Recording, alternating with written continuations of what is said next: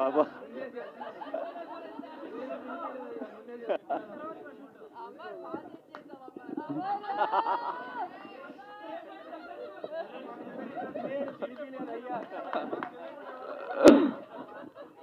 అమర్ గారు అమర్ గారు ముఖ్యంగా మళ్ళీ చెప్పాలి, ఇది నేను చేసిన సెటప్ అయితే కాదు. అమర్ నిజం చెప్పు, అమర్ నిజం చెప్పు. నిజంగా ఇంకొక 500 ఎక్స్ట్రా ఇస్తా, కాలు మీద పండు ఎక్స్ట్రా వచ్చి. అమర్ గారు చెప్పిరనరా, నిజం కొట్టడానికి వచ్చినారేమో అనుకున్నారు.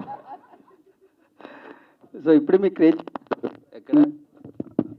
Hello Amardeep bro. సో ప్రతి ఇంట్లోని అమర్దీప్ గారు అంటే ఒక ఫ్యామిలీ మెంబర్, అది ప్రతి ఒక్కరు అలా ఓన్ చేసుకున్నారు. ఎందుకంటే సీరియల్స్కి ఆ పుల్ అనేది ఉంటుంది ఎప్పుడు కూడా ఫ్యామిలీ ఆడియన్స్లో. బట్ ఎప్పుడైతే సీరియల్స్ నుంచి సినిమా అనే 70mm స్క్రీన్లోకి అడుగు పెడతామో యాక్టర్స్గా ఎప్పుడు కూడా వాళ్ళ యాక్టింగ్ పెద్ద డ్రాబ్యాక్ అయిపోతుంది అని అంటూ మాట్లాడుతూ ఉంటారు. వెదర్ ఇట్ ఈస్ ఆ డ్రామా ఎక్కువ ఉండడం సీరియల్స్ వల్ల కావచ్చు, లేకపోతే the way of performance of the actors కావచ్చు. సో ఇప్పుడు మీరు ఒక లీడ్ యాక్టర్ ఈ సినిమా చేస్తున్నప్పుడు వాటిని ఎంతవరకు రెక్టిఫై చేసుకున్నారు? Nice question. దీనికి నేను ఎప్పటి నుంచో సమాధానం చెప్పాను. ఇందాక బ్రో అడిగింది అది కూడా నచ్చింది నాకు. 150 పెట్టి ఎందుకు రావాలి అమర్ని చూడడానికి, ఫ్రీగా కనిపిస్తున్నాడు కదా టీవీలో అని. Bro, first thing, serial artist drama చేస్తాడు అనుకోవడం అనేది చాలా మిస్టేక్. సీరియల్స్ చేసేవాళ్ళు they can do number of expressions. అది ఎడిటింగ్లో మన ఇంట్లో లేడీస్ చూడడానికి వాళ్ళకి ఎక్కువసేపు వాళ్ళకి ఎపిసోడ్ రన్ అవ్వడానికి స్లో మోషన్స్, యాంగిల్స్ అవి లాగుతారు తప్ప మేము డ్రామా చేయం. న్యాచురల్గా ప్రాంప్టర్ చెప్తూ ఉంటాడు, దాన్ని మనం యాజ్ ఇట్ ఈజ్ యాక్షన్ చేసి చూపిస్తూ ఉంటాం. When it go to editing suit, ఆ ఎడిట్ సూట్లో సీరియల్ ఫార్మాట్కి వెళ్తుంది ఎడిటింగ్. మనం యాక్ట్ చేసేవాళ్ళు సేమ్ ఆ ఫార్మాట్లో చేయము. మనం నార్మల్ యాక్టింగ్, సినిమాలో ఎలాంటి యాక్టింగ్ ఉంటుందో అలానే చేస్తారు. సో దాని ఎడిటింగ్లోనే అలా మారుతుంది.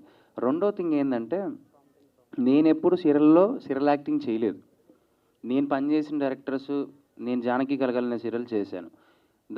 దాంతో పనిచేసిన ప్రతి ఒక్క డైరెక్టర్స్ నాతో ఒక సినిమాటిక్ వేలో నాతో యాక్టింగ్ చేయించుకున్నారు.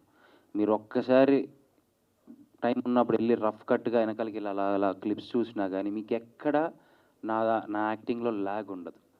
నాదే కాదు, మా జానకి కలగలిన సీరియల్లో చేసిన వాళ్ళు ఎవరిది ల్యాగ్ ఉండదు.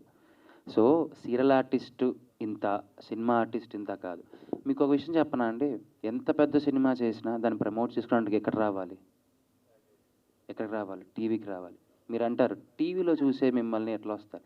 ఆ టీవీలో చూస్తేనే కదా నేను సినిమా చేస్తున్నాను విషయం 10 మందికి తెలిసి. నేను అక్కడ ఉన్నాను, వీడు అక్కడికి వెళ్ళి ఏం చేశాడో చూద్దామని చెప్పి అట్లీస్ట్ అక్కడికి వస్తారు కదా అనే ఒక నేపథ్యంతో నేను ఆడియన్స్ని పోగు చేసుకుంటున్నాను. అంటే నా సైడ్కి ఒక 10 మందిని, ఒక 20 మందిని థియేటర్కి పుల్ చేసుకుంటున్నాను తప్ప, అయ్యో నేను తీసేస్తే 200-300 మంది వచ్చేస్తారు, నాకేదో బిగ్ బాస్లో ఉన్నప్పుడు ఓట్లు వేసామా మీరు సూపర్ అని అంటారు. ఎటువంటి హెడ్ వెయిట్, ఎటువంటి పొగరు ఏమీ లేదండి. నేను చిన్నగా ఆడియన్స్ని అలవాటు చేసుకుంటున్నాను. నా సినిమాకు ఒక 10 మంది రండి, 10 మంది వస్తారు కదా, 20 మంది వస్తారు కదా, నెక్స్ట్ సినిమాకు 50 మంది వస్తారా, ఇంకో సినిమాకి ఒక 100 మంది వస్తారా? నేను జనాన్ని అలవాటు చేసుకుంటున్నాను. ఇది నేను చేస్తున్న format. So serial artist cinema hero అవ్వడానికి example is the Kannada super star Yash, Shahrukh Khan గారు, శివకార్తికేయన్ గారు, విజయ్ సేతుపతి గారు. They are number of artist. ఎందుకంటేనండి, మనకు నిజంగా అటువంటి మంచి సబ్జెక్ట్స్ వచ్చి మనం ఒక కొత్త రకమైన యాక్టింగ్ కానీ మన వే ఆఫ్ లుక్ కానీ మారితే ఏమో ఇంట్రెస్ట్ ఉంది కదా. I'm just pulling the audience to the theatre. ఒక 10-20 మంది నేను పుల్ చేసుకుంటున్నాను అంతే. Thank you so much for asking this question bro. Thank you.